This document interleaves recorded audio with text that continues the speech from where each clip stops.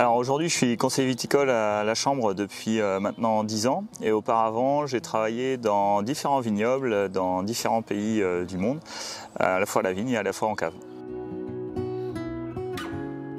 Alors dans mon quotidien, il y a à la fois de l'accompagnement individuel et de l'accompagnement collectif. L'accompagnement individuel direct, sur demande, c'est aussi les coups de téléphone qui ne sont pas forcément prévus, mais sur lesquels on a un accompagnement direct. C'est de l'accompagnement collectif à travers les groupes de progrès et de l'accompagnement collectif aussi à travers, par exemple, les bulletins de préconisation, les bulletins d'observation.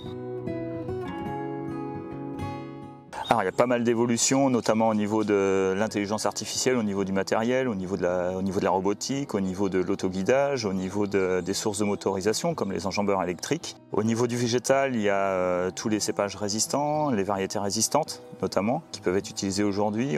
Au niveau de l'ergonomie au travail aussi, tout ce qui est exosquelette, sécateurs électriques qui sont de plus en plus performants notamment, quoi.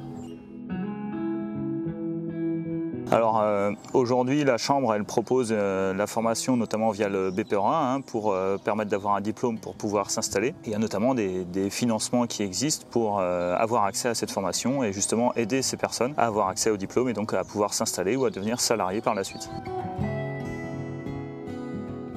Alors je dirais que le métier aujourd'hui il est dans une très grande transition et c'est pour ça qu'il est d'autant plus intéressant. Il y a un retour à la terre, il y a un retour des valeurs à la terre et on voit que l'agroécologie, notamment dans la filière viticole, est aussi quelque chose qui se valorise dans la bouteille notamment. Donc l'agroécologie, c'est pas seulement sur le papier, ça se traduit aussi sur le terrain et ça se consomme dans la bouteille.